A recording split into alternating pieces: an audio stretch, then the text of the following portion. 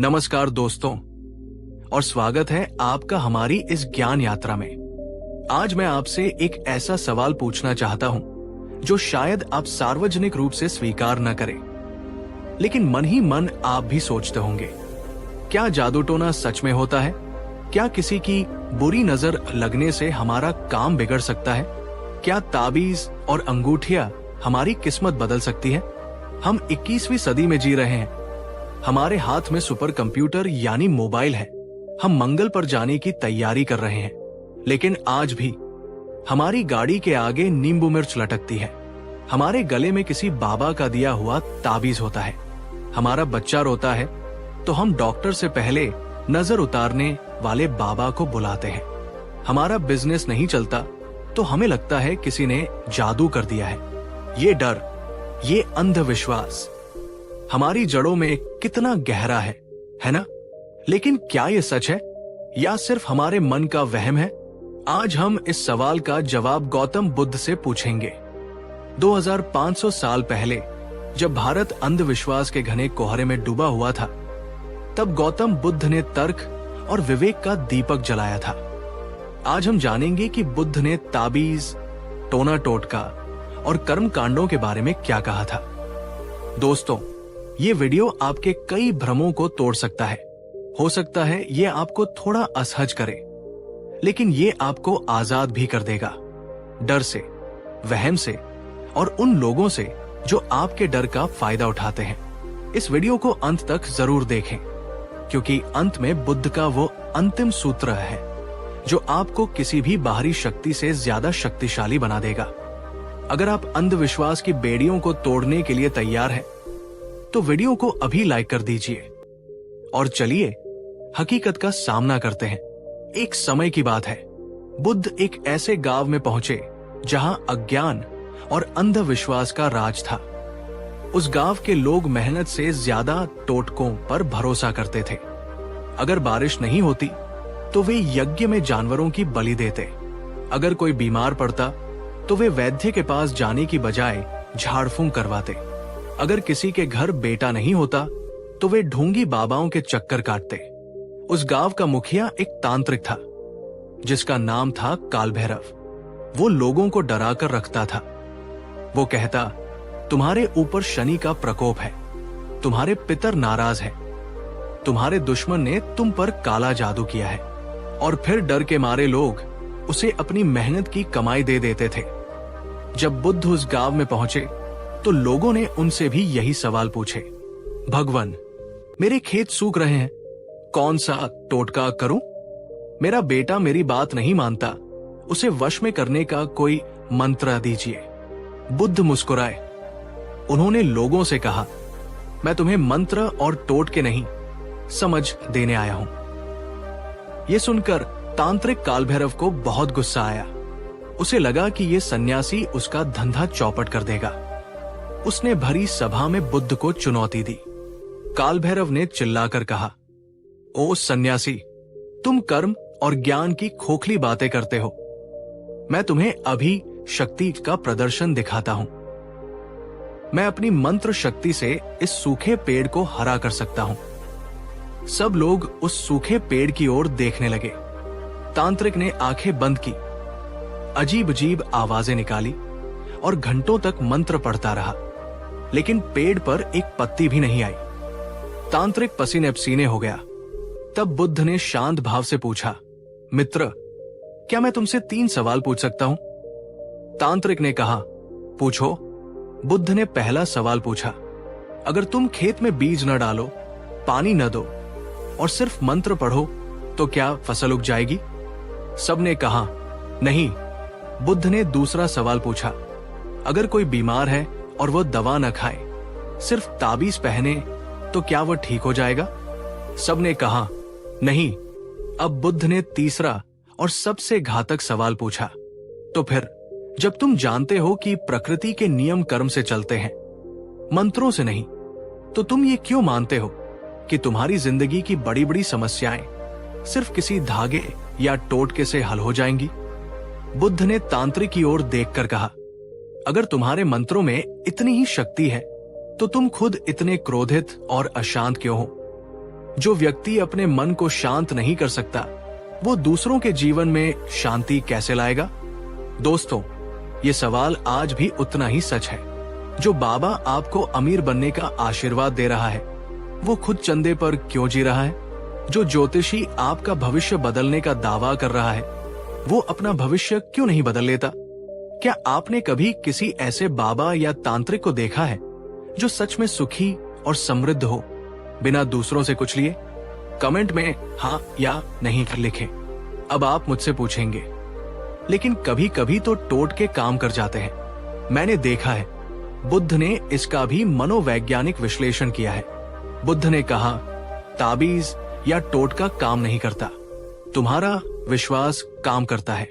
इसे आज का विज्ञान प्लेसिबो इफेक्ट कहता है। ये क्या है? अगर आपको सिर दर्द है और मैं आपको एक चीनी की गोली देकर कहूं कि ये अमेरिका की सबसे ताकतवर दवा है, इसे खाते ही दर्द गायब हो जाएगा, तो 80% संभावना है कि आपका सिर दर्द सच में ठीक हो जाएगा। क्यों? क्योंकि आपके दिमाग ने ये मान लिया है कि आप ठीक होने वाले हैं। आपके दिमाग ने खुद ही दर्द को कम करने वाले केमिकल्स पैदा कर लिए। दवा ने नहीं, आपके विश्वास ने आपको ठीक किया। बुद्ध कहते हैं, जब तुम कोई ताबीज पहनते हो तो तुम अपने मन को एक संदेश देते हो, अब मैं सुरक्षित हूं। यह विश्वास तुम्हारे अंदर का डर कम कर देता है और तुम्हारा आत्मविश्वास बढ़ जाता है।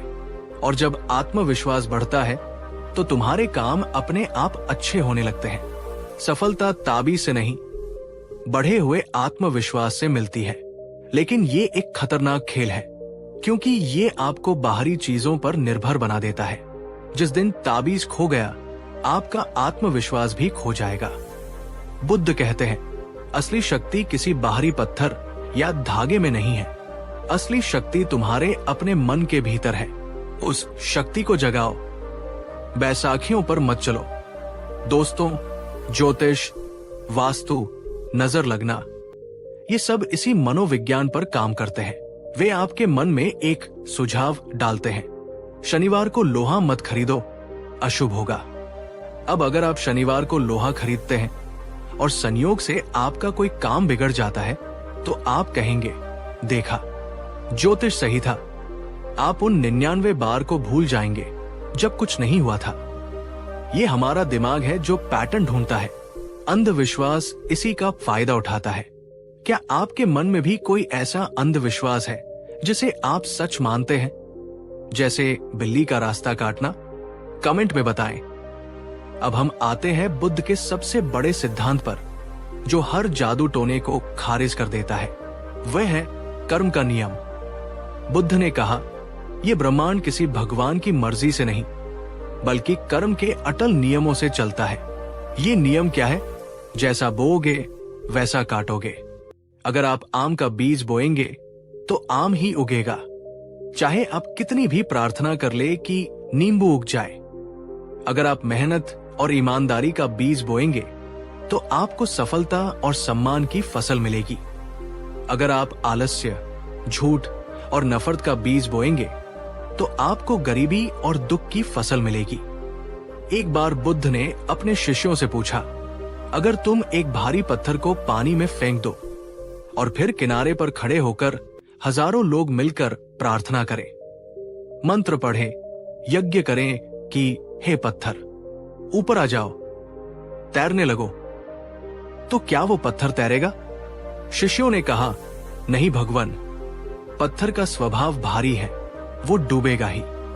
बुद्ध ने कहा, और अगर तुम पानी में घी या तेल डाल दो और प्रार्थना करो कि हे तेल, नीचे बैठ जाओ, डूब जाओ, तो क्या वह डूबेगा? शिष्यों ने कहा, नहीं भगवान, तेल का स्वभाव हल्का है, वो तैरेगा ही। तब बुद्ध ने समझाया, ठीक इसी तरह तुम्हारे कर्मों का भी अपना स्वभाव होता है। अगर तुम्हारे कर्म पत्थर जैसे भारी यानी बुरे हैं, तो दुनिया की कोई पूजा, कोई ताबीज तुम्हें डूबने यानी दुख पाने से नहीं बचा सकती। और अगर तुम्हारे कर्म तेल जैसे हल्के यानी अच्छे हैं, तो दुनिया का कोई श्राप, कोई काला जादू तुम्हें ऊपर उठने यानी सुख पाने से नहीं रोक सकता। दोस्तों, ये है असली आत्मविश्वास का सूत्र। जब आप जानते हैं कि आपका जीवन आपके कर्मों से तय होता है, तो आपको किसी बाहरी शक्ति से डरने की जरूरत नहीं है। आपको शनि या राहु से डरने की जरूरत नहीं है। आपको अपने बुरे कर्मों से डरने की जरूरत है। आपको किसी दुश्मन के टोने से डरने की जरूरत नहीं है। आपको अपनी नकारात्मक सोच से डरने की जरूरत है। आपका कर्म ही आपका सबसे बड़ा ताबीज है। तो बुद्ध ने अंधविश्वास का क्या समाधान दिया? उन्होंने हमें बाहर से भीतर की ओर मोड़ा। बुद्ध ने कहा, समस्याओं का समाधान किसी बाहरी टोटके में नहीं, बल्कि तुम्हारी अपनी 3 भीतरी शक्तियों में है। 1, भाग्य के भरोसे मत बैठो, उठो और कर्म करो। अगर खेत सूखा है तो बारिश की पूजा मत करो, कुआं खोदो। अगर बिजनेस नहीं चल रहा तो दुकान पर नींबू मिर्च मत लटकाओ। अपनी मार्केटिंग स्ट्रेटेजी बदलो। प्रयास ही असली पूजा है। 2, सती, जागरूक बनो। देखो कि तुम क्या सोच रहे हो, क्या बोल रहे हो और क्या कर रहे हो। जिस व्यक्ति का मन जागरूक है, उस पर कोई बुरी नजर या नकारात्मक ऊर्जा असर नहीं कर सकती। जागरूकता ही असली कवच है। 3, प्रज्ञा, ज्ञान प्राप्त करो। समझो कि दुनिया कैसे काम करती है। कारण और प्रभाव के नियम को समझो। अज्ञानी व्यक्ति ही अंधविश्वासी होता है, ज्ञानी व्यक्ति तार्किक होता है। ज्ञान ही असली मंत्र है। दोस्तों, बुद्ध ने हमें भिखारी नहीं, योद्धा बनाया। उन्होंने हमें ये नहीं सिखाया कि कैसे मांगे, उन्होंने हमें ये सिखाया कि कैसे बने। अब दीपो भव, अपने दीपक स्वयं बनो। किसी और की रोशनी के भरोसे मत रहो। तुम्हारे भीतर ही सूरज छिपा है। तो दोस्तों, आज हमने क्या सीखा? क्या ताबीज, टोना टोटका सच में काम करता है? बुद्ध का जवाब है नहीं। काम करता है आपका विश्वास, काम करता है आपका कर्म, काम करती है आपकी बुद्धि। असली जादू किसी मंत्र में नहीं, आपकी मेहनत में है।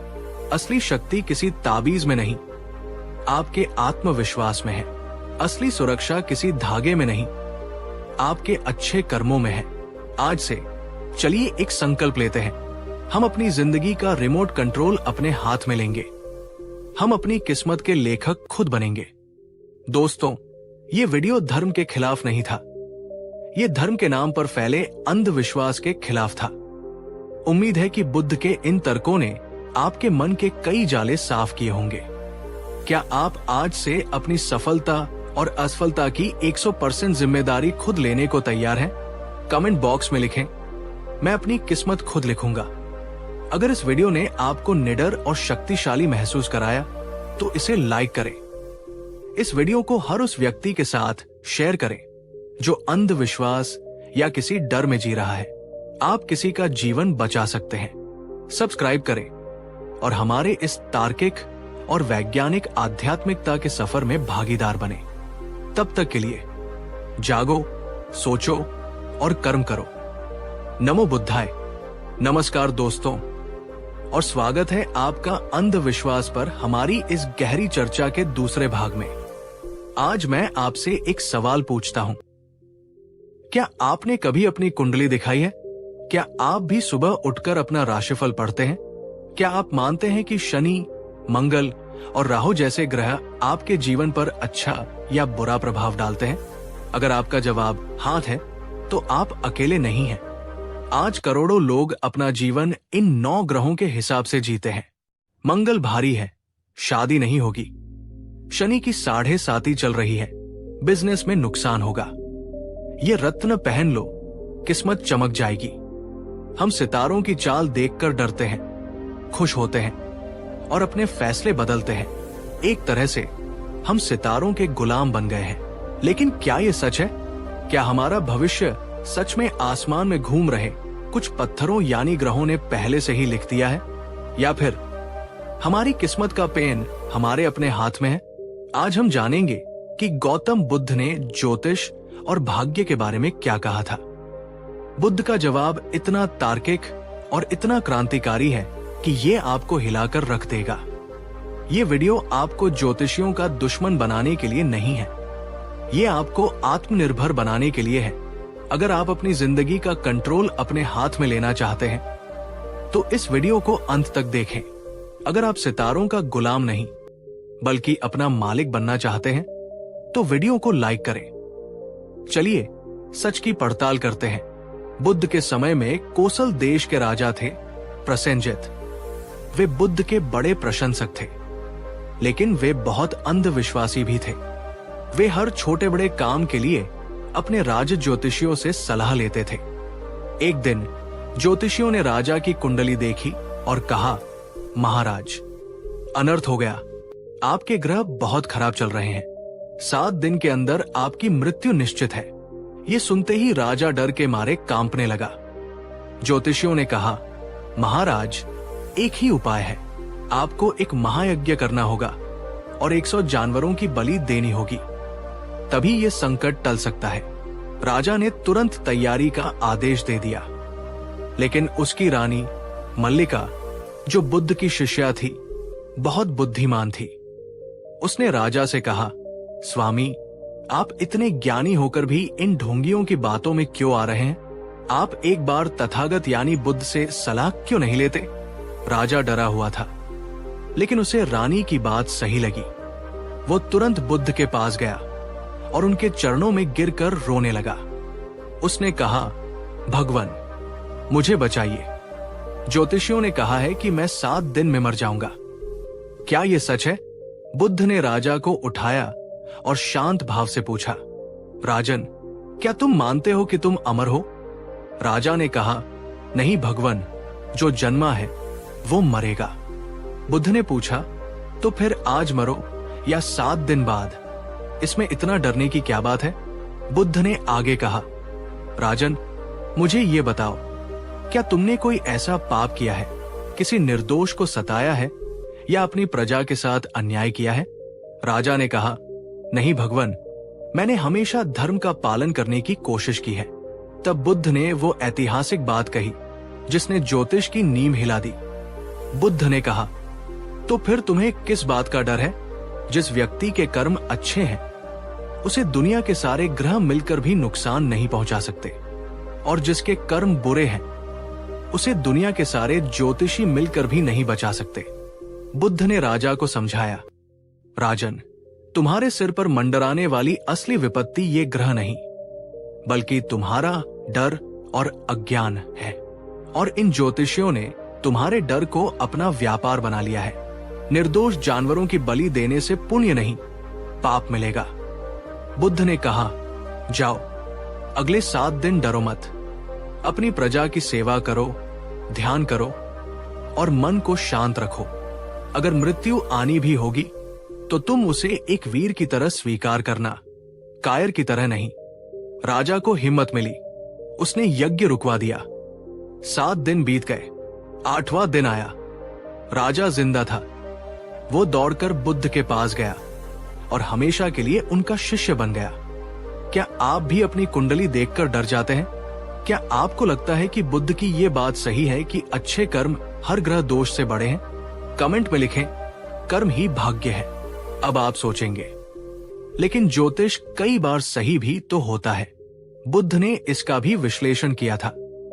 बुद्ध ने ज्योतिष को पूरी तरह नकारा नहीं। उन्होंने माना कि ग्रहों का पृथ्वी और हमारे शरीर पर थोड़ा बहुत प्रभाव हो सकता है, जैसे पूर्णिमा का समुद्र पर प्रभाव।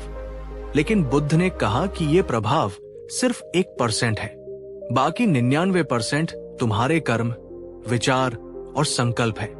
तो ज्योतिष काम कैसे करता है? 1. मनोविज्ञान। जैसे हमने पिछले वीडियो में प्लेसिबो इफेक्ट की बात की थी, ज्योतिष भी वैसे ही काम करता है। जब ज्योतिषी कहता है तुम्हारा अच्छा समय आने वाला है, तो तुम्हारे अंदर आशा और आत्मविश्वास बढ़ जाता है। इस आत्मविश्वास के कारण तुम बेहतर निर्णय लेते हो और सफल हो जाते हो। सफलता ग्रह ने नहीं, तुम्हारे बदले हुए माइंडसेट ने दी। 2. सामान्य भविष्यवाणियां। ज्यादातर भविष्यवाणियां बहुत सामान्य होती हैं, जो हर किसी पर लागू हो सकती है। जैसे आज आपको कोई अच्छी खबर मिलेगी या किसी अपने से मनमुटाव हो सकता है। दिन भर में ऐसी छोटी मोटी घटनाएं होती ही रहती हैं। हम सिर्फ उस भविष्यवाणी को याद रखते हैं जो सच हो जाती है और बाकी को भूल जाते हैं। बुद्ध ने कहा, तारों और ग्रहों की पूजा करने की बजाय अपने कर्मों की पूजा करो। जो व्यक्ति अपने कर्मों का स्वामी है उसके लिए सारे ग्रह शुभ है। दोस्तों, ज्योतिष पर निर्भरता हमें कर्महीन बना देती है। जब हमें पता चलता है कि अच्छा समय आने वाला है तो हम मेहनत करना कम कर देते हैं। जब हमें पता चलता है कि बुरा समय आने वाला है तो हम डर कर प्रयास करना ही छोड़ देते हैं। दोनों ही स्थितियों में हम अपनी जिंदगी का कंट्रोल ग्रहों के हाथ में दे देते हैं। बुद्ध के समय में लोग हर काम नक्षत्र या मुहूर्त देखकर करते थे। आज कौन सा दिन है, इस दिशा में यात्रा करनी चाहिए या नहीं। एक बार एक किसान को अपने खेत में बीज बोने थे।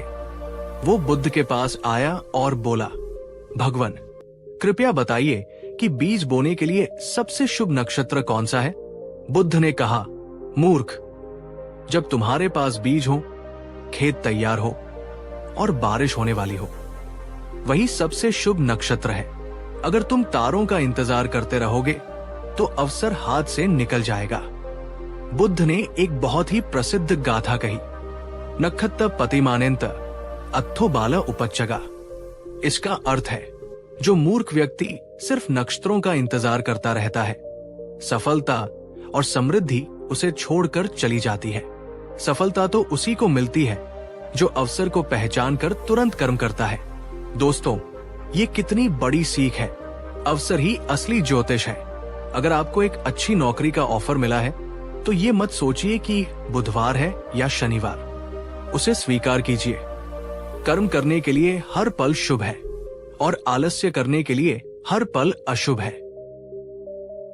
क्या आप भी कोई काम शुरू करने से पहले पंचांग या मुहूर्त देखते हैं? क्या बुद्ध की ये बात आपकी आंखें खोल रही है? कमेंट में बताएं। तो बुद्ध ने भाग्य और ग्रहों का क्या समाधान दिया? उन्होंने हमें भाग्यवादी से कर्मवादी बनाया। बुद्ध ने कहा, तुम्हारी किस्मत किसी किताब में लिखी नहीं है, तुम उसे हर दिन अपने हर कर्म से खुद लिख रहे हो। अपनी किस्मत लिखने के 3 कदम। 1. सम्यक दृष्टि। सबसे पहले ये मानना बंद कर दो कि तुम ग्रहों की कठपुतली हो। ये मानो कि मैं अपने जीवन का रचयिता हूं। 2. सम्यक संकल्प।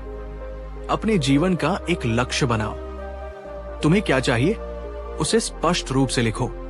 जिस व्यक्ति के पास कोई लक्ष्य नहीं होता उसकी जिंदगी ग्रहों और दूसरों की राय के हिसाब से चलती है। 3. सम्यक कर्म। उस लक्ष्य को पाने के लिए योजना बनाओ और उस पर काम करो, रोज बिना रुके। बुद्ध ने कहा, बूंद बूंद से घड़ा भरता है।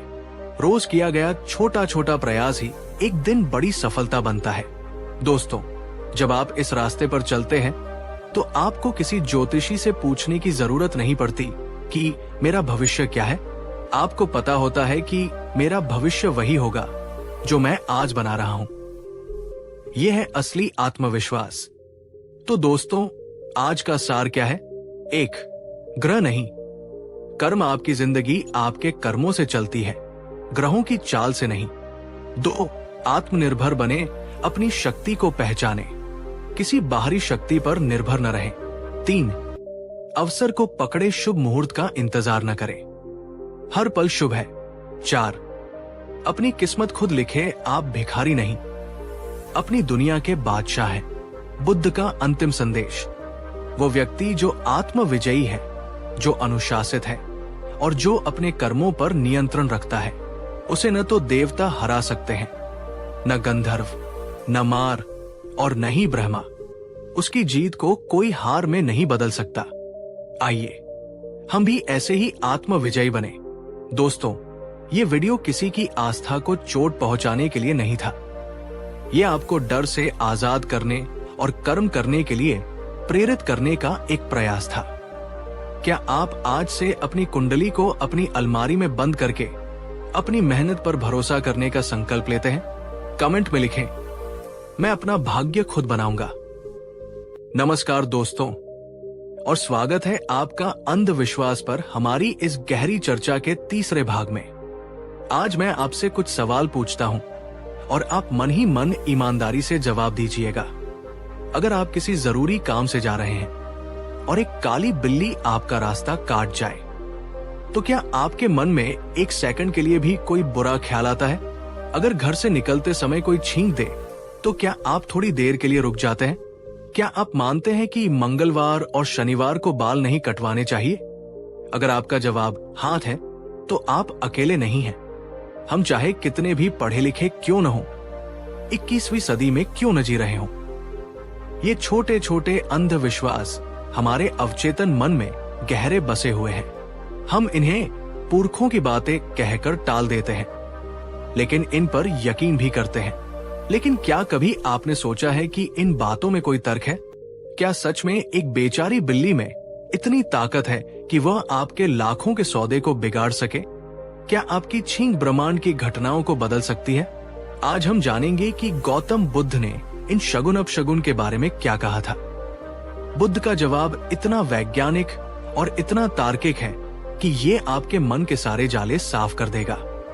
ये वीडियो आपको आपके ही बनाए हुए डर के पिंजरे से आजाद कर देगा। अगर आप वहम और डर से मुक्त होकर आत्मविश्वास से जीना चाहते हैं, तो इस वीडियो को अंत तक देखें। बुद्ध के समय में एक राजा था जो बहुत बहादुर था, लेकिन महान विश्वासी था। वो हर काम शगुन देखकर करता था। अगर सुबह सुबह उसे कोई खाली घड़ा दिख जाता, तो वो उस दिन कोई फैसला नहीं लेता था। अगर कौआ महल पर बैठकर काव काव करता, तो उसे लगता था कि कोई मुसीबत आने वाली है। एक बार पड़ोसी राज्य ने उस पर हमला करने की घोषणा कर दी। युद्ध अनिवार्य था। राजा अपनी सेना लेकर युद्ध के लिए निकला। जैसे ही वो महल से बाहर निकला, एक काली बिल्ली ने उसका रास्ता काट दिया। राजा का चेहरा पीला पड़ गया। उसने कहा, अपशगुन, महाअपशगुन, अब हमारी हार निश्चित है। सेनापति ने उसे समझाया, महाराज, ये सिर्फ एक जानवर है। हमारी सेना बहुत शक्तिशाली है, हम जरूर जीतेंगे। लेकिन राजा ने कहा, नहीं, शगुन खराब है, युद्ध टाल दो। सेनापति ने कहा, महाराज, अगर हम आज नहीं लड़े, तो दुश्मन हमारी राजधानी में घुस आएगा। हमें लड़ना ही होगा। राजा बेमन से आगे बढ़ा।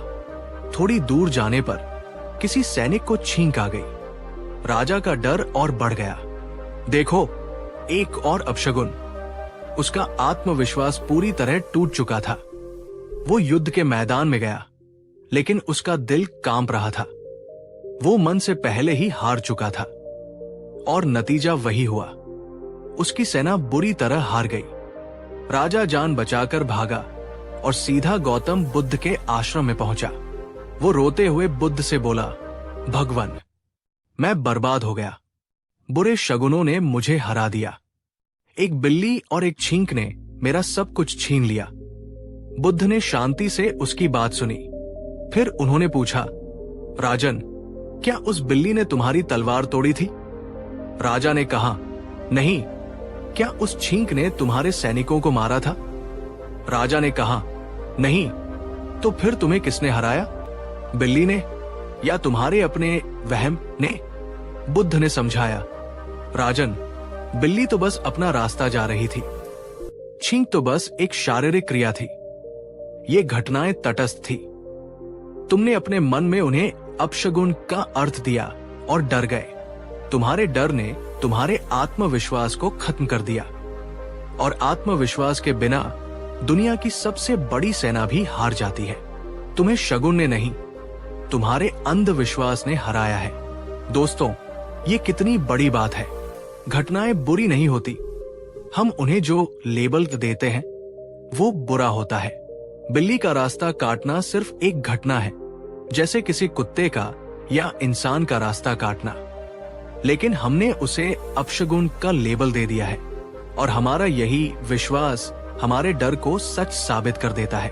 क्या आपके साथ कभी ऐसा हुआ है कि आपने किसी बात को अपशगुन माना और फिर आपका काम सच में बिगड़ गया? सोचिए, क्या वो काम उस अपशगुन की वजह से बिगड़ा, या आपके डर और आत्मविश्वास की कमी की वजह से? कमेंट में बताएं। बुद्ध ने समझाया कि ये शगुन अपशगुन पैदा कहां से होते हैं। 1.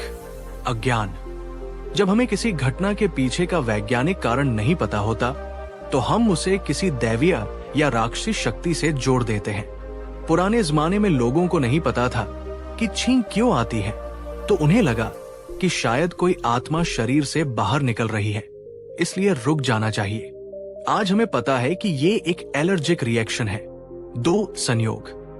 हजारों बार बिल्ली रास्ता काटती है और कुछ नहीं होता, लेकिन अगर एक बार रास्ता काटने के बाद आपका कोई काम बिगड़ जाए जो किसी और कारण से बिगड़ा हो, तो आपका दिमाग उन 2 घटनाओं को जोड़ लेता है। इसे कॉरिलेशन इज नॉट कॉजेशन कहते हैं, यानी 2 घटनाओं का एक साथ होना ये साबित नहीं करता कि एक ने दूसरे को पैदा किया है। 3. डर का मनोविज्ञान। हमारा दिमाग हमेशा सुरक्षा चाहता है, वो अनिश्चितता से डरता है। अंधविश्वास हमें एक झूठा कंट्रोल देता है। हमें लगता है कि अगर हम ये टोटके कर लेंगे तो हम बुरे भाग्य से बच जाएंगे। बुद्ध ने कहा, एक जागरूक और तार्किक मन के लिए कोई शगुन अपशगुन नहीं होता, उसके लिए सिर्फ कारण और प्रभाव होता है। दोस्तों, ये अंधविश्वास हमें कमजोर और पराधीन बनाते हैं। हम अपनी जिंदगी के फैसले अपनी बुद्धि से नहीं, बल्कि कौए की आवाज या छिपकली के गिरने से करने लगते हैं। ये मानसिक गुलामी है।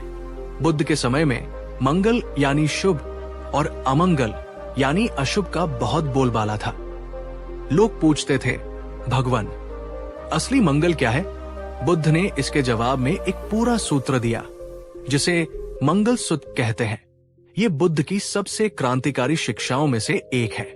बुद्ध ने कहा, असली मंगल किसी तारे, किसी दिन या किसी घटना में नहीं है।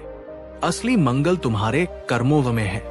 बुद्ध के अनुसार 38 मंगल यानी शुभ कर्म है। उनमें से कुछ है मूर्खों की संगत न करना, ज्ञानियों की संगत करना। ये मंगल है माता पिता की सेवा करना। ये मंगल है मीठे वचन बोलना। ये मंगल है धैर्य रखना, कृतज्ञ होना। ये मंगल है अपने मन को शांत और शुद्ध रखना। ये सबसे बड़ा मंगल है। बुद्ध ने कहा, जो व्यक्ति इन मंगलों का पालन करता है उसे कोई ग्रह, कोई नक्षत्र, कोई बिल्ली और कोई छींक पराजित नहीं कर सकती। वो हर परिस्थिति में अजेय रहता है। दोस्तों, ये कितनी बड़ी आजादी है। बुद्ध कह रहे हैं कि आपको शुभ शुभ के लिए किसी कैलेंडर या पंडित पर निर्भर रहने की जरूरत नहीं है। आप अपना मंगल खुद बना सकते हैं। अगर आज आप किसी की मदद करते हैं तो आज का दिन आपके लिए शुभ है। अगर आज आप किसी से झूठ बोलते हैं तो आज का दिन आपके लिए अशुभ है। चाहे पंचांग कुछ भी कहे, आपकी किस्मत का कंट्रोल आपके हाथ में है। क्या आप आज से ये मानने को तैयार है कि आपका कर्म ही आपका सबसे बड़ा शगुन है? कमेंट में लिखें, मेरा कर्म ही मेरा शगुन है। तो इस वहम के जाल से कैसे निकले? बुद्ध ने इसके लिए 3 कदम बताए। 1. प्रश्न पूछो। किसी भी बात को सिर्फ इसलिए मत मान लो कि वो हजारों सालों से चली आ रही है, या किसी किताब में लिखी है, या किसी बड़े आदमी ने कही है। तर्क की कसौटी पर कसो। पूछो, बिल्ली के रास्ता काटने से मेरा काम क्यों बिगड़ेगा? क्या बिल्ली और मेरे काम के बीच कोई कनेक्शन है? जब आप सवाल पूछना शुरू करते हैं तो अंधविश्वास की दीवारें ढहने लगती है। 2. कारण और प्रभाव को समझो। अगर आपका बिजनेस फेल हुआ है तो बिल्ली को दोष मत दो। विश्लेषण करो, क्या मेरी मार्केटिंग गलत थी? क्या मेरा प्रोडक्ट खराब था? क्या मैंने ग्राहकों से ठीक से बात नहीं की? असली कारण ढूंढो और उसे ठीक करो। 3. आत्मनिर्भर बनो। अपनी शक्ति को पहचानो। ये मानो कि आपके विचार, आपके शब्द और आपके कर्म ही आपके भविष्य का निर्माण करते हैं। जब आपको खुद पर अटूट विश्वास होता है तो आपको किसी बाहरी शगुन या सहारे की जरूरत नहीं पड़ती। बुद्ध ने हमें एक वैज्ञानिक धर्म दिया, एक ऐसा धर्म जो मानो नहीं कहता बल्कि जानो कहता है। उन्होंने हमें भेद नहीं, शेर बनाया। तो दोस्तों, आज का सार क्या है? 1. शगुन अपशगुन मन का वहम है, घटनाएं तटस्थ होती है, हम उन्हें अर्थ देते हैं। 2, डर से अंधविश्वास पैदा होता है, जब हम डरते हैं तभी हमें सहारों की जरूरत पड़ती है। 3, कर्म ही असली शगुन है, आपके अच्छे कर्म ही आपकी सबसे बड़ी सुरक्षा है। 4, तर्क का दीपक जलाओ, हर बात पर सवाल पूछो। बुद्ध का अंतिम संदेश, जैसे एक शांत झील में आकाश साफ दिखाई देता है, वैसे ही एक शांत और तार्किक मन में सत्य साफ दिखाई देता है। अपने मन को अंधविश्वास के कंकड़ों से अशांत मत करो। आइए हम भी अपने मन को एक शांत झील बनाएं। दोस्तों, ये वीडियो किसी की परंपरा का अपमान करने के लिए नहीं था। ये आपको मानसिक रूप से आजाद करने का एक प्रयास था। उम्मीद है कि आज के बाद आप किसी बिल्ली या छींक से नहीं डरेंगे। क्या आप आज से ये वादा करते हैं कि आप अपनी जिंदगी के फैसले अपनी बुद्धि से लेंगे, किसी शगुन अपशगुन से नहीं? कमेंट में लिखें, मैं अपनी बुद्धि पर भरोसा करता हूं। नमस्कार दोस्तों, और स्वागत है आपका अंधविश्वास पर हमारी इस गहरी चर्चा के चौथे भाग में। आज मैं आपसे एक बहुत ही संवेदनशील सवाल पूछना चाहता हूं। क्या पानी हमारे पापों को धो सकता है? हमारे देश में करोड़ों लोगों की आस्था है कि पवित्र नदियों में स्नान करने से या तीर्थ स्थलों पर जाने से हमारे जन्मों जन्मों के पाप धुल जाते हैं और हमें मोक्ष मिलता है। लोग अपनी पूरी जिंदगी की कमाई लगाकर 4 धाम की यात्रा करते हैं। वे कुंभ के मेले में करोड़ों की भीड़ में डुबकी लगाते हैं।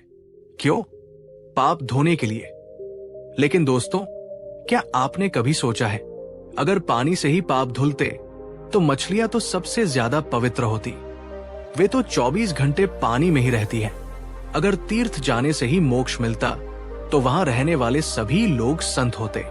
क्या ये एक आध्यात्मिक शॉर्टकट नहीं है कि हम जीवन भर पाप करें, झूठ बोले, दूसरों का दिल दुखाएं और फिर साल के अंत में एक डुबकी लगाकर सब कुछ साफ कर लें?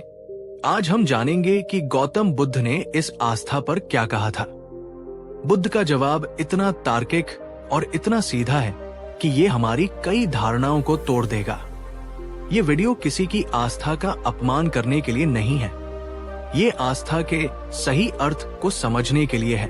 अगर आप पाप पुण्य के असली विज्ञान को समझना चाहते हैं तो इस वीडियो को अंत तक देखें। एक बार बुद्ध गया में निरंजना नदी के किनारे बैठे थे। सर्दी का मौसम था। सुबह सुबह कड़ाके की ठंड पड़ रही थी। बुद्ध ने देखा कि एक ब्राह्मण, जिसका नाम सुंदरिक भारद्वाज था, रोज सुबह उस बर्फीले पानी में डुबकी लगाता था। वो मंत्र पढ़ता और कहता, हे गंगे, मेरे पापों को धो दो।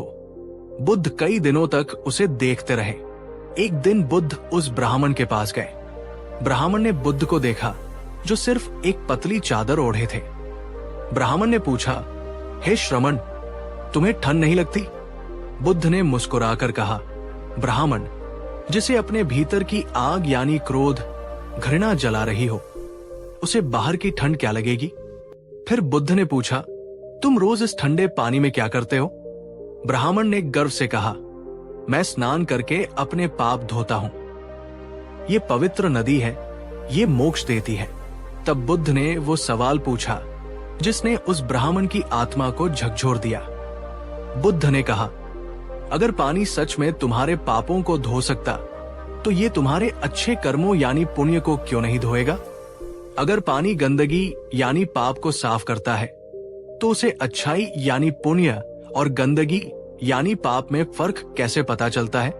ब्राह्मण निशब्द हो गया।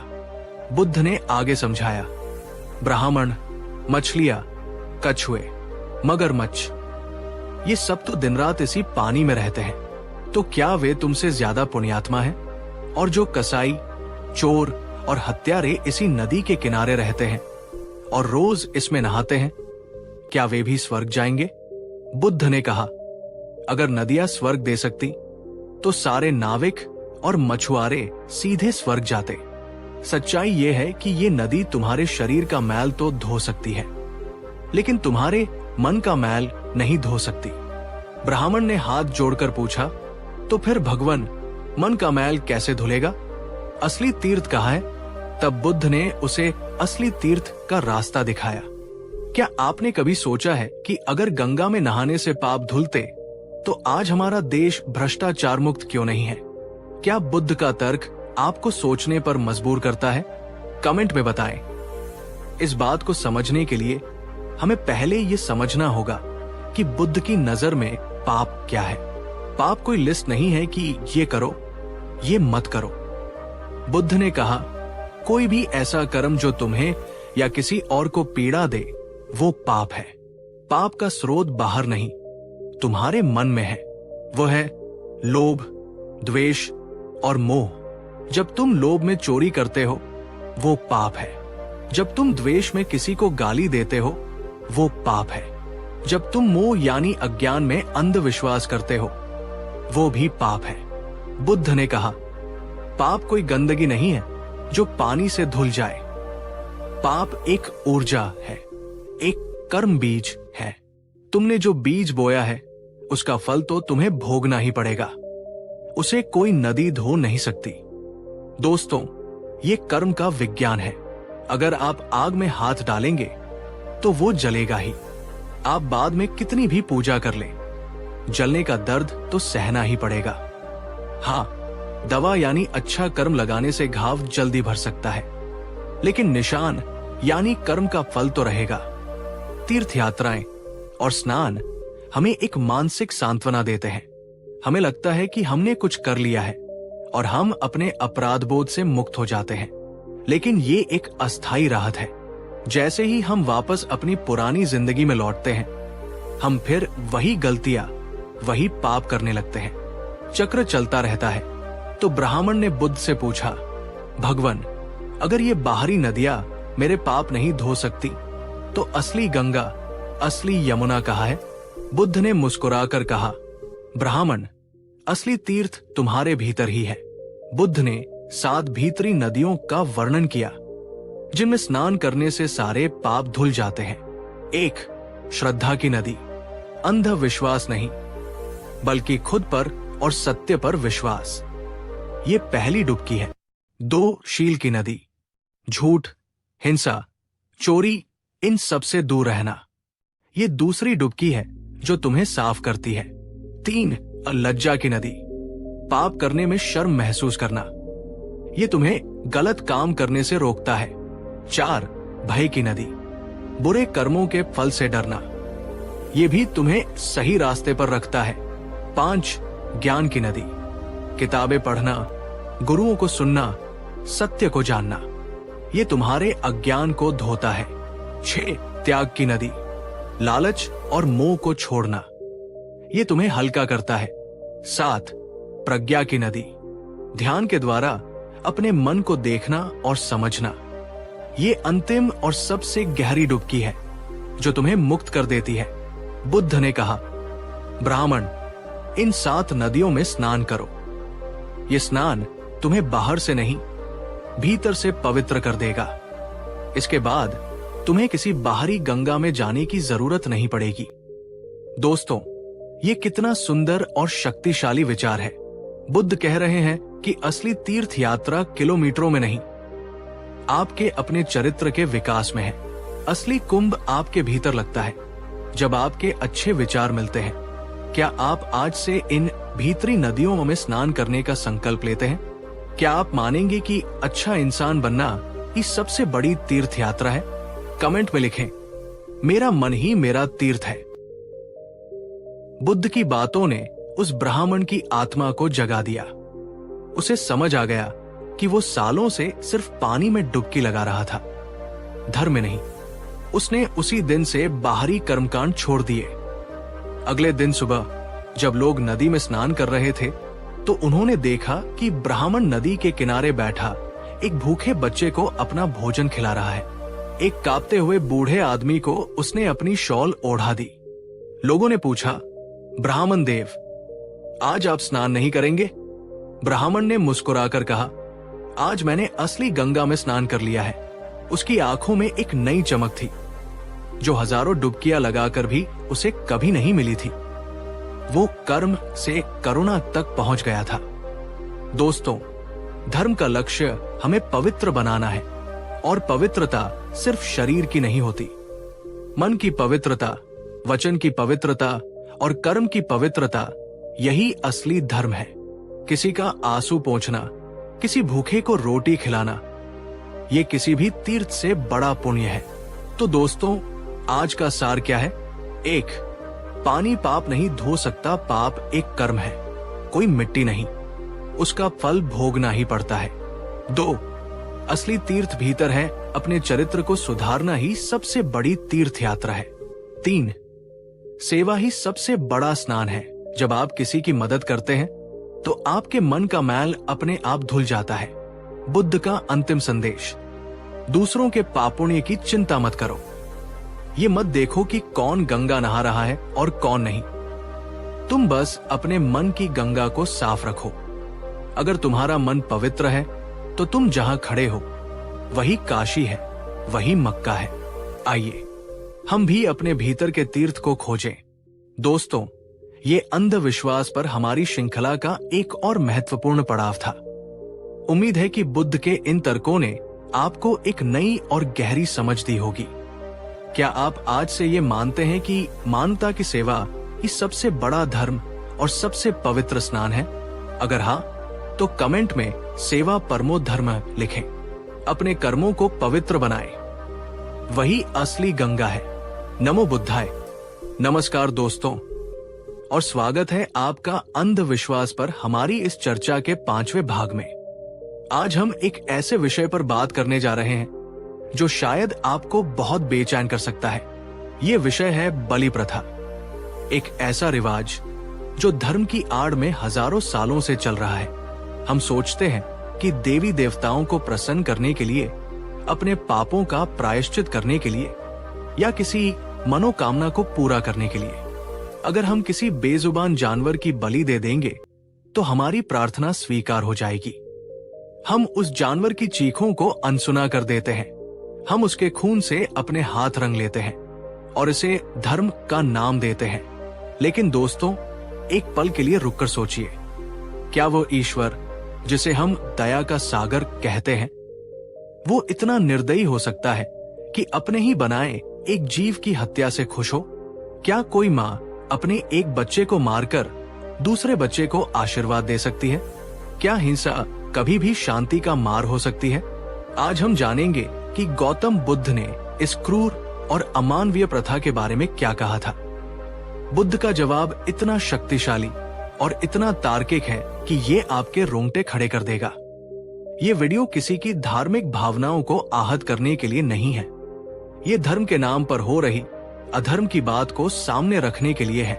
अगर आप भी मानते हैं कि हर जीव को जीने का हक है तो इस वीडियो को अंत तक देखें। चलिए धर्म के इस स्याह पन्ने को खोलते हैं। ये कहानी राजा प्रसेनजित की है, जिनके बारे में हमने पहले भी बात की है। राजा प्रसेनजित बुद्ध के अनुयायी होने से पहले बहुत अंधविश्वासी थे। एक रात राजा को एक बहुत ही भयानक सपना आया। उसने सपने में देखा कि उसका राजपाट छिन गया है और उसकी मृत्यु हो गई है। वो डर के मारे सुबह उठा और उसने तुरंत अपने राज पुरोहितों को बुलाया। पुरोहितों ने पंचांग देखा, गणना की और कहा, महाराज, अनर्थ हो गया है। आप पर ग्रहों का बहुत बड़ा संकट है। आपकी जान खतरे में है। इस संकट से बचने का एक ही उपाय है, एक महायज्ञ जिसमें 500 बैल, 500 बकरे और 500 मुर्गियों की बलि चढ़ानी होगी। जब इन जानवरों का खून धरती पर गिरेगा तभी देवता शांत होंगे और आपकी आयु बढ़ेगी। राजा, जो अपनी मृत्यु के भय से कांप रहा था, उसने तुरंत इस महायज्ञ की तैयारी का आदेश दे दिया। पूरे राज्य से हजारों जानवरों को पकड़कर राजधानी लाया गया। उन्हें यज्ञ के खंभों से बांध दिया गया। उन बेजुबान जानवरों की आंखों में मौत का डर साफ दिख रहा था। उनकी दर्द भरी आवाजों से पूरा नगर कांप उठा। जब ये खबर गौतम बुद्ध तक पहुंची तो उनका हृदय करुणा से भर गया। वे जानते थे कि राजा ये सब डर और अज्ञान के कारण कर रहा है। बुद्ध अकेले ही राजा के दरबार में पहुंचे। राजा ने बुद्ध का स्वागत किया, लेकिन कहा, भगवन, आज मुझे मत रोकिए। ये मेरे जीवन और मृत्यु का सवाल है। मुझे ये बलि देनी ही होगी। बुद्ध ने राजा की आंखों में देखा और बहुत ही शांत लेकिन दृढ़ स्वर में पूछा, राजन, अगर मैं तुमसे कहूं कि तुम्हारी आयु बढ़ाने के लिए तुम्हारे सबसे प्रिय बेटे या तुम्हारी रानी की बलि देनी होगी, तो क्या तुम दोगे? राजा ने कांपते हुए कहा, भगवन, आप ये कैसी बात कर रहे हैं? मैं अपने प्राण दे दूंगा, पर उनकी बलि नहीं दे सकता। तब बुद्ध ने वो सवाल पूछा जिसने उस सभा में बैठे सभी पुरोहितों और सामंतों को शब्द कर दिया। बुद्ध ने कहा, तो फिर राजन, जिस जान को तुम पैदा नहीं कर सकते, उसे लेने का अधिकार तुम्हें किसने दिया? जैसे तुम्हें अपनी जान प्यारी है, जैसे तुम्हें अपने बच्चे प्यारे हैं, वैसे ही इन बेजुबान जानवरों को भी अपनी जान प्यारी है। वे भी जीना चाहते हैं। बुद्ध ने आगे समझाया, राजन, तुम ये सोच रहे हो कि दूसरों की जान लेकर तुम अपनी जान बचा लोगे। ये कैसा धर्म है? ये धर्म नहीं, ये तुम्हारा स्वार्थ और कायरता है। तुम अपनी मृत्यु के डर से इतने अंधे हो गए हो कि तुम हजारों हत्याएं करने को तैयार हो। राजा ने कहा, लेकिन भगवन, पुरोहित कहते हैं कि देवता बलि से प्रसन्न होते हैं। बुद्ध ने कहा, झूठ। अगर देवता सच में खून के प्यासे हैं, तो वे देवता नहीं, राक्षस हैं। और ऐसे राक्षसों की पूजा करने से बेहतर है कि तुम नास्तिक रहो। जो ईश्वर प्रेम और करुणा का स्रोत है, वो हिंसा से कभी प्रसन्न नहीं हो सकता। उस दिन बुद्ध के तर्कों और उनकी करुणा के आगे राजा का अंधविश्वास पिघल गया। उसने महायज्ञ को रोक दिया और सभी जानवरों को आजाद करने का आदेश दिया। और जिस क्षण वे हजारों जानवर आजाद हुए, राजा को अपने मन में एक ऐसी शांति और निर्भयता का अनुभव हुआ जो उसे हजारों यज्ञ करके भी कभी नहीं मिलती। क्या आप मानते हैं कि भगवान को हमारे नारियल, मिठाई या फल की जरूरत है, या उसे हमारे हृदय में करुणा और प्रेम की जरूरत है? कमेंट में अपने विचार लिखें। बुद्ध ने उस दिन बलि या यज्ञ का असली अर्थ समझाया। उन्होंने कहा कि वेदों में यज्ञ का अर्थ बाहरी कर्मकांड नहीं था। यज्ञ एक आंतरिक प्रक्रिया थी। बुद्ध ने कहा, असली बलि जानवरों की नहीं, अपने भीतर के जानवरों की दी जाती है। उन्होंने 5 असली बलियों का वर्णन किया। 1, अहंकार की बलि। जब तुम अपना मैं, अपना घमंड त्याग देते हो और विनम्र बन जाते हो, तो ये सबसे बड़ी बलि है। 2, क्रोध की बलि। जब कोई तुम्हारा अपमान करे और तुम उसे पलटकर जवाब देने की बजाय शांत रहो और उसे माफ कर दो, तो तुमने अपने क्रोध की बलि दे दी। ये महायज्ञ है। 3, लालच की बलि। जब तुम अपनी जरूरत से ज्यादा चीजों का मोह त्याग देते हो और अपनी संपत्ति को जरूरतमंदों के साथ बांटते हो, तो तुमने अपने लालच की बलि दे दी। 4, ईर्ष्या की बलि। जब तुम दूसरों की सफलता को देखकर जलने की बजाय उनकी खुशी में खुश होते हो, तो तुमने अपनी ईर्ष्या की बलि दे दी। 5, अज्ञान की बलि। जब तुम अपनी झूठी मान्यताओं और अंधविश्वासों को त्याग कर सत्य और ज्ञान के मार्ग पर चलते हो, तो ये परम बलि है। बुद्ध ने कहा, जो व्यक्ति इन 5 बलियों को देता है, उसे किसी बाहरी यज्ञ या हवन की जरूरत नहीं पड़ती। देवता स्वयं उसके घर चलकर आते हैं। उसका पूरा जीवन ही एक यज्ञ बन जाता है। दोस्तों, ये कितना गहरा और सुंदर विचार है। बुद्ध कह रहे हैं कि भगवान को तुम्हारे बकरे या मुर्गे का खून नहीं चाहिए। भगवान को तुम्हारे अहंकार का खून चाहिए। धर्म का मतलब मारना नहीं, मरना है अपने भीतर के विकारों का। बुद्ध ने बलि प्रथा का विरोध सिर्फ करुणा के आधार पर नहीं किया, बल्कि कर्म के वैज्ञानिक नियम के आधार पर भी किया। बुद्ध ने कहा, हर कर्म एक बीज है, तुम जो बोओगे वही काटोगे। ये अटल है। जब तुम किसी निर्दोष जीव की हत्या करते हो, तो तुम हिंसा, पीड़ा और भय का बीज बोते हो। तो तुम्हारी फसल क्या होगी? तुम्हें भी बदले में हिंसा, पीड़ा और भय ही मिलेगा। हो सकता है इस जन्म में या अगले जन्म में लेकिन मिलेगा जरूर। बुद्ध ने एक बहुत ही सीधी बात कही। क्या तुम चाहते हो कि कोई तुम्हें मारे? नहीं। तो फिर तुम किसी और को कैसे मार सकते हो? जो व्यवहार तुम्हें अपने लिए पसंद नहीं, वो दूसरों के साथ मत करो। यही संपूर्ण धर्म है। दोस्तों, आज हम हजारों तर्क देते हैं, ये तो बस एक जानवर है, ये तो खाने के लिए ही बना है, ये तो परंपरा है। लेकिन बुद्ध पूछते हैं, क्या उस जानवर को दर्द नहीं होता? क्या वो मरना चाहता है? अगर नहीं, तो हम कौन होते हैं उसकी जिंदगी छीनने वाले? सिर्फ इसलिए कि हम उससे ज्यादा ताकतवर हैं?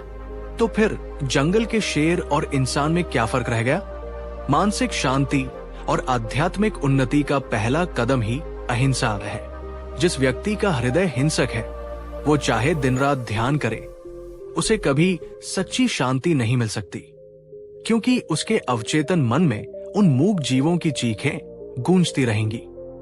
क्या धर्म के नाम पर किसी भी जीव की हत्या को जायज ठहराया जा सकता है? कमेंट में हाँ या नहीं लिखें। तो अगर बलि देना गलत है, तो देवताओं को प्रसन्न करने का सही तरीका क्या है? बुद्ध ने करुणा का यज्ञ सिखाया।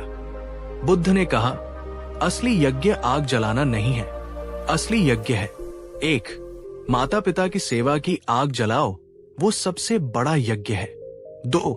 जरूरतमंदों की मदद की आग जलाओ, किसी भूखे को भोजन कराना, किसी प्यासे को पानी पिलाना, किसी बेघर को छत देना, ये परम यज्ञ है। 3. ज्ञान के दीपक की आग जलाओ, अज्ञान के अंधकार को मिटाना सबसे पवित्र यज्ञ है। बुद्ध ने कहा, ईश्वर को कुछ चढ़ाने की बजाय ईश्वर की बनाई इस सृष्टि की सेवा करो। जब तुम किसी रोते हुए के आंसू पोंछते हो, तो ईश्वर स्वयं तुम्हारे आंसू पोंछता है। दोस्तों, आज से चलिए एक नया यज्ञ शुरू करते हैं। अगली बार जब आप मंदिर जाएं और 100 रुपए का प्रसाद चढ़ाने की सोचें, तो उस 100 रुपए से किसी गरीब बच्चे को किताब खरीद कर दे। मेरा यकीन मानिए, आपको जो खुशी और पुण्य मिलेगा, वो लाखों के प्रसाद से ज्यादा होगा। तो दोस्तों, आज का सार क्या है? 1. ईश्वर खूनी नहीं है, वो करुणा का सागर है। हिंसा उसे प्रसन्न नहीं कर सकती। 2. असली बलि अपनी बुराइयों की 2 क्रोध, अहंकार और लालच को खत्म करो। 3. कर्म का फल अटल है, हिंसा का बीज बोओगे तो हिंसा ही काटोगे। 4. सेवा ही सबसे बड़ा यज्ञ है, मानवता और जीव दया ही सच्चा धर्म है। बुद्ध का अंतिम संदेश, मेरा धर्म बहुत सरल है, मेरा धर्म है दया। सभी जीवों पर दया करो, किसी को पीड़ा मत पहुंचाओ। आइए हम भी ऐसे ही सरल और सच्चे धर्म को अपनाएं। दोस्तों, ये विषय बहुत ही संवेदनशील था और मुझे पता है कि ये कुछ लोगों को असहज कर सकता है, लेकिन सत्य कभी कभी कड़वा होता है।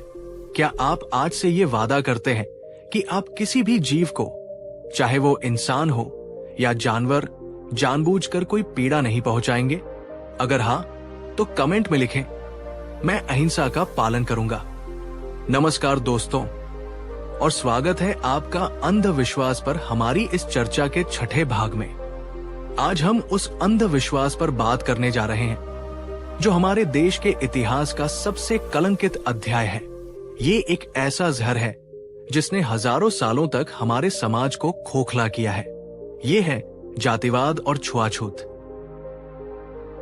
एक ऐसा विश्वास कि सिर्फ किसी खास परिवार में जन्म लेने से कोई ऊंचा या पवित्र हो जाता है और किसी दूसरे परिवार में जन्म लेने से कोई नीचा या अछूत हो जाता है। एक ऐसा अंधविश्वास जहां इंसान की कीमत उसके गुणों से नहीं, उसकी जाति से तय होती है। जहां एक ज्ञानी और सदाचारी व्यक्ति को भी नीच कहा जाता है, सिर्फ इसलिए क्योंकि उसका जन्म एक खास कुल में हुआ है। लेकिन दोस्तों, एक पल के लिए रुककर सोचिए, क्या वह ईश्वर जिसने सूरज, चांद और हवा सबके लिए बराबर बनाए, वो इंसानों में भेदभाव कर सकता है? क्या खून का रंग भी जाति देखकर बदलता है? क्या आंसुओं का कोई धर्म होता है? क्या ये भगवान का विधान है या कुछ चालाक इंसानों की बनाई हुई व्यवस्था है? आज से 2500 साल पहले जब जातिवाद अपने चरम पर था, गौतम बुद्ध ने इस अमानवीय प्रथा के खिलाफ पहली तार्किक और वैज्ञानिक आवाज उठाई थी। आज हम जानेंगे कि बुद्ध ने जातिवाद की धज्जियां कैसे उड़ाई और उन्होंने बताया कि असली ब्राह्मण कौन है। ये वीडियो सिर्फ इतिहास नहीं, ये हमारे आज का सच है। अगर आप भी एक ऐसे समाज का सपना देखते हैं जहां हर इंसान बराबर हो, तो इस वीडियो को अंत तक देखें। अगर आप मानवता को किसी भी जाति या धर्म से ऊपर मानते हैं, तो वीडियो को लाइक करें। चलिए इस सामाजिक बुराई की जड़ों को समझते हैं। ये घटना बुद्ध के जीवन की सबसे प्रसिद्ध कहानियों में से एक है। बुद्ध एक बार श्रावस्ती में भिक्षाटन कर रहे थे। गर्मी का दिन था, उन्हें बहुत प्यास लगी। रास्ते में उन्होंने एक युवक को देखा जो कुएं से पानी निकाल रहा था। उस युवक का नाम था सुनीत। वो सफाई कर्मी जाति से था, जिसे उस समय अछूत माना जाता था। बुद्ध ने सुनीत के पास जाकर कहा, पुत्र, मुझे बहुत प्यास लगी है, क्या तुम मुझे थोड़ा पानी पिला सकते हो? ये सुनकर सुनीत के हाथ पैर कांपने लगे। वो जमीन पर गिर पड़ा। उसने कहा, भगवान, आप ये क्या अनर्थ कर रहे हैं? मैं एक नीच जाति का हूं, एक अछूत हूं। मेरे छूने से आप अपवित्र हो जाएंगे। मैं आपको पानी कैसे दे सकता हूं? आप किसी ब्राह्मण के घर से पानी पी लीजिए। उस समय का नियम था कि अगर कोई अछूत किसी ऊंची जाति के व्यक्ति को छू भी ले तो उसे कठोर दंड दिया जाता था। बुद्ध ने सुनीत को उठाया और बहुत ही करुणा से कहा, मित्र, मैंने तुमसे पानी मांगा था, जाति नहीं। सुनीत रोने लगा। बुद्ध ने समझाया, प्यास की कोई जाति नहीं होती और पानी का कोई धर्म नहीं होता। तुम मुझे अपवित्र कैसे कर सकते हो? पवित्रता या अपवित्रता जन्म से नहीं, कर्म से होती है। बुद्ध ने आगे वो ऐतिहासिक बात कही जिसने भारतीय समाज की नींव हिला दी। कोई भी जन्म से ब्राह्मण नहीं होता और कोई भी जन्म से अछूत नहीं होता। जो व्यक्ति झूठ बोलता है, चोरी करता है और मन में घृणा रखता है, वो चाहे सोने के सिंहासन पर ही क्यों न पैदा हुआ हो, वही असली अछूत है। और जो व्यक्ति सत्य बोलता है, करुणा रखता है और अपने मन को शुद्ध रखता है, वो चाहे कूड़े के ढेर पर ही क्यों न पैदा हुआ हो, वही असली ब्राह्मण है। उस दिन बुद्ध ने सुनीत के हाथों से पानी पिया। ये सिर्फ पानी पीना नहीं था, ये हजारों सालों की सड़ी गली परंपरा पर एक कड़ा प्रहार था। बुद्ध ने ये दिखाकर साबित कर दिया कि कोई भी इंसान अछूत नहीं होता, सिर्फ हमारी सोच अछूत होती है। बुद्ध ने सुनीत को अपने संघ में शामिल किया और बाद में वो एक महान अरहंत यानी ज्ञानी भिक्षु बना, जिसकी पूजा राजा और ब्राह्मण भी करते थे। क्या आज भी हमारे समाज में लोग नाम के पीछे सरनेम यानी जाति पूछकर किसी व्यक्ति की कीमत तय नहीं करते? क्या ये उस अछूत सोच का ही प्रमाण नहीं है? कमेंट में अपने विचार लिखें। बुद्ध सिर्फ भावनात्मक बातें नहीं करते थे, उन्होंने जाति प्रथा का वैज्ञानिक और तार्किक खंडन किया। उस समय के ब्राह्मण मानते थे कि वे ब्रह्मा के मुख से पैदा हुए हैं, इसलिए वे श्रेष्ठ हैं। बुद्ध ने वसेट सुत्त में उनसे कुछ बहुत ही सीधे सवाल पूछे। 1. क्या शारीरिक बनावट में कोई अंतर है? बुद्ध ने पूछा, क्या ब्राह्मण और शूद्र के शरीर में कोई अंतर होता है? क्या उनके हाथ पैर अलग होते हैं? क्या उनके खून का रंग अलग होता है? जैसे गाय, घोड़े और बकरी में शारीरिक अंतर होता है, वैसा इंसानों में क्यों नहीं होता? ब्राह्मणों के पास कोई जवाब नहीं था। 2. क्या जन्म लेने की प्रक्रिया अलग है? बुद्ध ने कहा, ब्राह्मण की पत्नियां भी वैसे ही गर्भवती होती हैं और वैसे ही बच्चे को जन्म देती है जैसे किसी और जाति की स्त्री। तो फिर जन्म से कोई श्रेष्ठ कैसे हो गया? 3. क्या कर्म का फल जाति देखकर मिलता है? बुद्ध ने पूछा, अगर एक ब्राह्मण चोरी करे या हत्या करे तो क्या उसे दंड नहीं मिलेगा? और अगर एक शूद्र अच्छा काम करे, ध्यान करे, तो क्या उसे उसका अच्छा फल नहीं मिलेगा? उन्होंने कहा, प्रकृति का नियम यानी कर्म का नियम सबके लिए बराबर है। वो जाति देखकर भेदभाव नहीं करता। बुद्ध ने अंत में निष्कर्ष दिया, श्रेष्ठता का आधार जन नहीं, आचरण है। मेरी नजर में जाति सिर्फ एक सामाजिक लेबल है जिसका कोई जैविक या आध्यात्मिक आधार नहीं है। दोस्तों, ये कितनी बड़ी क्रांति थी। एक ऐसे युग में जहां जाति के नाम पर इंसानों को जानवरों से भी बदतर समझा जाता था, बुद्ध ने मानवीय समानता का बिगुल फूंका। उन्होंने कहा कि मोक्ष का दरवाजा हर किसी के लिए खुला है, चाहे वह राजा हो या रंक, ब्राह्मण हो या अछूत। तो अगर जन्म से कोई ब्राह्मण नहीं होता तो असली ब्राह्मण कौन है? बुद्ध ने धम्मपद में इसकी पूरी परिभाषा दी है। ये परिभाषा किसी जाति पर नहीं, गुणों पर आधारित है। बुद्ध के अनुसार असली ब्राह्मण वह है जो क्रोध नहीं करता, जो मन में द्वेष नहीं पालता, जो सभी बंधनों, मोह, अहंकार से मुक्त हो चुका है, जो शांत है, संयमी है और जिसने अपनी इंद्रियों को वश में कर लिया है, जो किसी जीव को सताता नहीं है, जिसके मन में सबके लिए करुणा है, जो सत्य बोलता है और जो अज्ञान के अंधकार से बाहर आ चुका है। बुद्ध ने कहा, जटा रखने से, गोत्र से या ऊंचे कुल में जन्म लेने से कोई ब्राह्मण नहीं बनता। जिसमें सत्य और धर्म है वही पवित्र है और वही ब्राह्मण है। दोस्तों, ये परिभाषा कितनी सुंदर है।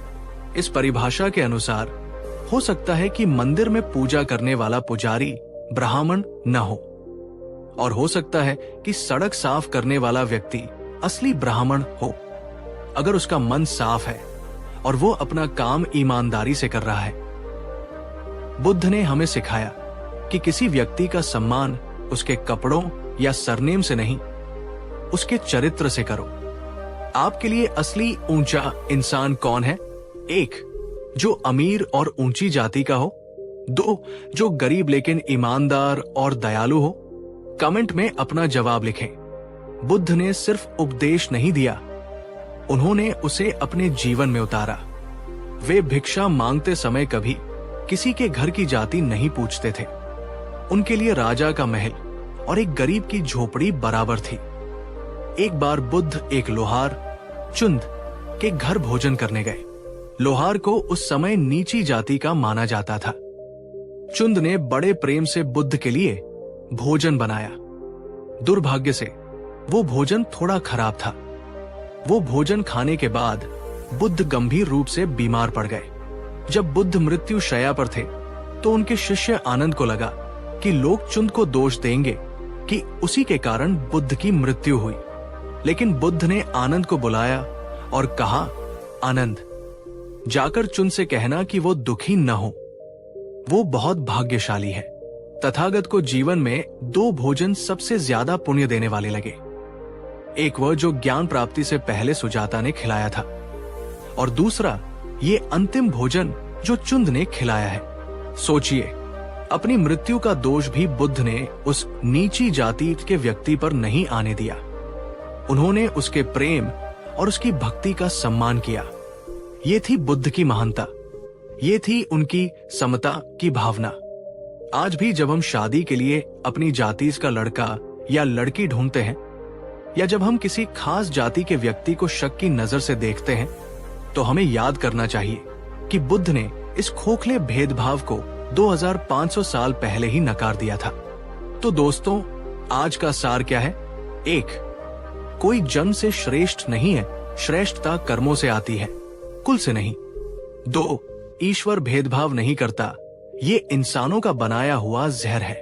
3, असली ब्राह्मण वह है जिसका आचरण शुद्ध है, आपकी डिग्री या जाति नहीं। आपका चरित्र आपकी पहचान है।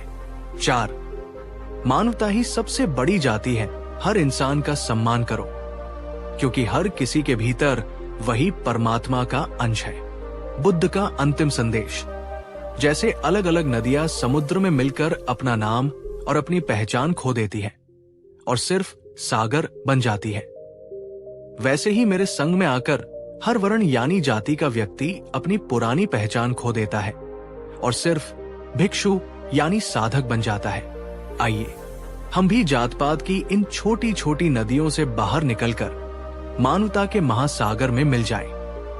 दोस्तों, ये वीडियो समाज के एक बहुत बड़े कोड पर एक छोटा सा प्रहार था। उम्मीद है कि बुद्ध के इन तर्कों ने आपको ये समझाया होगा कि इंसानियत से बड़ा कोई धर्म नहीं। क्या आप आज से ये वादा करते हैं कि आप किसी भी व्यक्ति को उसकी जाति से नहीं, बल्कि उसके व्यवहार और गुणों से परखेंगे? अगर हाँ, तो कमेंट में लिखें, मैं इंसानियत में विश्वास रखता हूं। नमस्कार दोस्तों, और स्वागत है आपका अंधविश्वास पर हमारी इस चर्चा के 7वें भाग में। आज मैं आपसे कुछ सवाल पूछता हूं जो आपने अपने घर में जरूर सुने होंगे। बेटा, शाम को झाड़ू मत लगाओ, लक्ष्मी चली जाएगी। झाड़ू को पैर मत लगाना, पाप लगता है। कोई घर से बाहर जाए तो तुरंत झाड़ू मत लगाओ। ये नियम किसने बनाए और क्यों? क्या सच में लकड़ी और सींकों से बनी एक झाड़ू में इतनी ताकत है कि वो आपके घर की किस्मत बदल सके? और दूसरी तरफ, ये काम 10 बकर 15 मिनट के शुभ मुहूर्त पर ही शुरू करना। अभी राहुकाल चल रहा है, कुछ मत खरीदो। क्या समय भी शुभ और अशुभ होता है, या ये भी सिर्फ हमारे मन का एक और वहम है? आज हम इन छोटे छोटे लेकिन बहुत ही गहरे अंधविश्वासों की जड़ों तक जाएंगे और गौतम बुद्ध के तार्किक नजरिए से जानेंगे कि इनका सच क्या है। ये वीडियो आपको उन नियमों से आजाद कर देगा जिन्हें आप बिना सोचे समझे सालों से ढो रहे हैं। अगर आप एक जागरूक और तर्कसंगत जीवन जीना चाहते हैं तो इस वीडियो को अंत तक देखें। अगर आप वहम नहीं, विवेक को चुनना चाहते हैं तो वीडियो को लाइक करें। चलिए इन अदृश्य नियमों का सच जानते हैं। ये घटना बुद्ध के जीवन काल की है। बुद्ध के विहार में सैकड़ों भिक्षु रहते थे। विहार का नियम था स्वच्छता। हर भिक्षु को अपनी कुटिया और आसपास का क्षेत्र साफ रखना पड़ता था। एक दिन एक नया भिक्षु संघ में शामिल हुआ। वो एक ब्राह्मण परिवार से आया था जहां बहुत सारे अंधविश्वास माने जाते थे। शाम का समय था, सूरज ढल रहा था।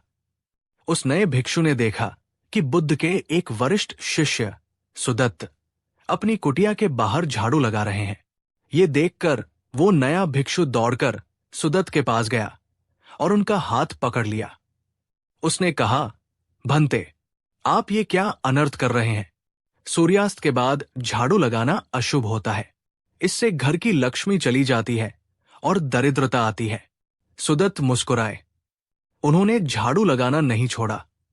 उन्होंने उस नए भिक्षु से पूछा, मित्र, क्या तुम जानते हो कि लक्ष्मी का असली अर्थ क्या है? नए भिक्षु ने कहा, धन की देवी। सुदत्त ने कहा, नहीं, बुद्ध के अनुसार लक्ष्मी का अर्थ है गुण और समृद्धि। उन्होंने समझाया, लक्ष्मी का अर्थ है स्वास्थ्य, लक्ष्मी का अर्थ है मन की शांति, लक्ष्मी का अर्थ है ज्ञान, और लक्ष्मी का अर्थ है स्वच्छता। सुदत्त ने कहा, अब तुम बताओ, अगर मैं शाम को ये कूड़ा करकट साफ नहीं करूंगा तो रात में यहां मच्छर और कीड़े मकोड़े पैदा होंगे। वे हमें काटेंगे, बीमारियां फैलाएंगे। तो क्या इससे हमारी स्वास्थ्य रूपी लक्ष्मी चली नहीं जाएगी? वो नया भिक्षु चुप हो गया। सुदत्त ने आगे कहा, अगर ये जगह गंदी रहेगी तो यहां ध्यान करने में मेरा मन नहीं लगेगा, मुझे अशांति होगी। तो क्या इससे मेरी शांति रूपी लक्ष्मी चली नहीं जाएगी? असली अलक्ष्मी यानी दरिद्रता, गंदगी और अव्यवस्था है, और झाड़ू उस अलक्ष्मी को भगाने का सबसे बड़ा मंत्र है, वो चाहे सुबह लगे या शाम को। दोस्तों, ये कितनी तार्किक और वैज्ञानिक बात है। हमारे पूर्वजों ने शाम को झाड़ू लगाने से क्यों मना किया था?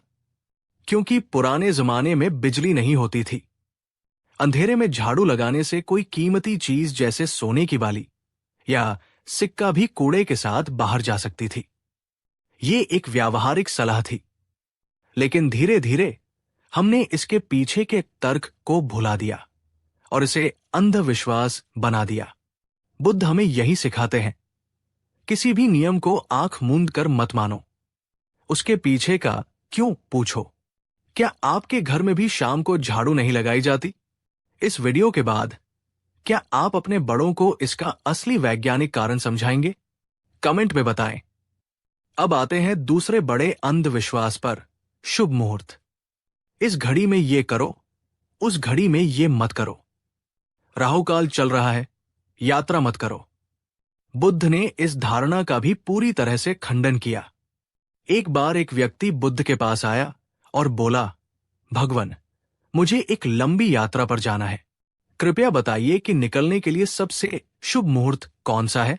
बुद्ध ने मुस्कुराकर कहा, मित्र, जब तुम्हारी सेहत अच्छी हो, जब तुम्हारे पास यात्रा के लिए जरूरी सामान हो और जब तुम्हारा मन यात्रा के लिए उत्साहित हो, वही सबसे शुभ मुहूर्त है। बुद्ध ने समझाया, समय न तो शुभ होता है न अशुभ। समय सिर्फ समय होता है। ये हमारी तैयारी और हमारे कर्म हैं जो किसी भी समय को शुभ या अशुभ बनाते हैं। मुहूर्त का मनोविज्ञान। तो फिर हमें मुहूर्त की जरूरत क्यों महसूस होती है? क्योंकि जब हम कोई बड़ा काम शुरू करने जाते हैं, जैसे शादी या बिजनेस, तो हम डरे हुए होते हैं। क्या मैं सफल हो पाऊंगा? शुभ मुहूर्त हमें एक मनोवैज्ञानिक सहारा देता है। हमें लगता है कि अब ग्रहों का साथ मेरे साथ है, अब कुछ बुरा नहीं होगा। यह हमारे आत्मविश्वास को बढ़ा देता है। काम मुहूर्त की वजह से सफल नहीं होता। काम आपके बढ़े हुए आत्मविश्वास और सकारात्मक मानसिकता की वजह से सफल होता है। बुद्ध कहते हैं, तारों और ग्रहों का इंतजार मत करो। वे तुम्हारी सफलता तय नहीं करते। तुम्हारा संकल्प और तुम्हारा प्रयास ही असली शुभ मुहूर्त है। बुद्ध ने एक बहुत ही प्रसिद्ध गाथा कही थी, सुप्रभात तब है जब तुम अच्छे कर्म करते हो। शुभ नक्षत्र तब है जब तुम्हारा मन शुद्ध होता है। असली तीर्थ तुम्हारा अपना अच्छा आचरण है। फिर ग्रहों की पूजा करने से क्या लाभ? दोस्तों, मुहूर्त के इंतजार में हम अपना सबसे कीमती संसाधन खो देते हैं, अवसर। हो सकता है कि आपके बिजनेस के लिए सबसे अच्छा अवसर आज हो, लेकिन आपका ज्योतिषी कहता है कि अगले महीने का मुहूर्त अच्छा है और तब तक अवसर हाथ से निकल जाता है। जागो, कर्म करने के लिए हर पल शुभ है। तो अगर बाहरी मुहूर्त कुछ नहीं है, तो असली शुभ मुहूर्त क्या है? बुद्ध ने इसका एक बहुत ही व्यावहारिक जवाब दिया। बुद्ध ने कहा, कर्म ही असली नक्षत्र है। बुद्ध ने असली मुहूर्त देखने के 3 तरीके बताए। 1. अवसर को पहचानो। सबसे शुभ समय वो है जब आपके सामने कोई अच्छा अवसर हो। अगर कोई अच्छी नौकरी मिल रही है तो राहुकाल मत देखो। 2. अपनी तैयारी देखो। क्या तुम उस काम के लिए तैयार हो? क्या तुम्हारे पास जरूरी ज्ञान, स्किल और संसाधन है? अगर हां, तो वही शुभ मुहूर्त है। 3. अपना इरादा देखो। क्या तुम वो काम किसी की भलाई के लिए कर रहे हो या किसी का नुकसान करने के लिए? अगर तुम्हारा इरादा नेक है तो हर घड़ी शुभ है। बुद्ध ने कहा, मूर्ख व्यक्ति शुभ दिन का इंतजार करता है, जबकि बुद्धिमान व्यक्ति हर दिन को शुभ बनाता है। दोस्तों, ये कितनी बड़ी स्वतंत्रता है। बुद्ध आपको आपके जीवन का ड्राइवर बना रहे हैं, पैसेंजर नहीं। अब आपको अपनी जिंदगी का रिमोट कंट्रोल किसी पंडित या कैलेंडर को देने की जरूरत नहीं है। आप अपनी सफलता का मुहूर्त खुद तय करेंगे। क्या आप आज से ये संकल्प लेते हैं कि आप सही समय का इंतजार नहीं करेंगे, बल्कि हर समय को सही बनाएंगे? कमेंट में लिखें, मेरा समय अब शुरू होता है। बुद्ध की शिक्षाओं को न मानने की कीमत क्या हो सकती है? इसे एक और कहानी से समझते हैं। एक व्यापारी था जिसे एक बहुत ही अच्छी जमीन बहुत सस्ते में मिल रही थी, लेकिन उसके ज्योतिषी ने कहा, नहीं, अभी तुम्हारे ग्रह खराब है। 1 साल तक कोई जमीन मत खरीदना, वरना बर्बाद हो जाओगे। व्यापारी ने डर के मारे वो सौदा छोड़ दिया। कुछ ही महीनों बाद राजा ने घोषणा की कि उस जमीन के पास से एक नई सड़क बनेगी। उस जमीन की कीमत 100 गुना बढ़ गई। जिसने उसे खरीदा था वो रातों रात अमीर हो गया और वो व्यापारी जीवन भर पछताता रहा। उसने अपना नुकसान ग्रह की वजह से नहीं, अंधविश्वास की वजह से किया था। उसने अवसर पर नहीं, भविष्यवाणी पर भरोसा किया। दोस्तों, आपका कर्म आपके ग्रहों से ज्यादा शक्तिशाली है। स्वामी विवेकानंद ने भी कहा था, पहले हर अच्छी बात का मजाक बनता है, फिर उसका विरोध होता है और फिर उसे स्वीकार कर लिया जाता है। नई शुरुआत करने से डरिए मत, मुहूर्त का इंतजार मत कीजिए। तो दोस्तों, आज का सार क्या है? 1. झाड़ू सिर्फ एक औजार है, ये सफाई का प्रतीक है, दुर्भाग्य का नहीं। असली अलक्ष्मी गंदगी और आलस्य है। 2. हर पल शुभ है, समय तटस्थ है, आपका कर्म उसे शुभ या अशुभ बनाता है। 3. अवसर ही असली मुहूर्त है, अवसर का इंतजार करें, नक्षत्रों का नहीं। 4. तर्क का प्रयोग करें, हर परंपरा के पीछे का क्यों जानने की कोशिश करें। बुद्ध का अंतिम संदेश: किसी भी बात पर सिर्फ इसलिए विश्वास मत करो क्योंकि तुमने उसे सुना है, या क्योंकि वो परंपरा है, या क्योंकि वो धर्म ग्रंथों में लिखी है। हर बात को अपनी तर्क की कसौटी पर कसो, और जब तुम्हें लगे कि ये तुम्हारे और दूसरों के भले के लिए है, तभी उसे स्वीकार करो और उस पर चलो। यह है वैज्ञानिक आध्यात्मिकता। दोस्तों, ये वीडियो उन छोटी छोटी मानसिक बेड़ियों को तोड़ने का एक प्रयास था जो हमें आगे बढ़ने से रोकती है। उम्मीद है कि आज के बाद आप अपनी जिंदगी ज्यादा आजादी और आत्मविश्वास से जिएंगे। क्या आप वादा करते हैं कि आप आज से कम एक अंधविश्वास को छोड़ देंगे जिसे आप अब तक मानते आए हैं? कमेंट में उस अंधविश्वास का नाम लिखें जिसे आप छोड़ रहे हैं, जैसे शाम को झाड़ू लगाना या मुहूर्त देखना। अगर आपको बुद्ध का ये तार्किक दृष्टिकोण पसंद आया तो वीडियो को लाइक करें। इस वीडियो को हर उस व्यक्ति के साथ शेयर करें जो वहम और अंधविश्वास में जी रहा है। सब्सक्राइब करें ताकि हम ऐसे ही अंधविश्वासों का पर्दाफाश करते रहें और एक जागरूक समाज का निर्माण कर सकें। अगली कड़ी में हम एक और अंधविश्वास पर बात करेंगे। क्या बलि देने से देवता खुश होते हैं? तब तक के लिए जागरूक बने,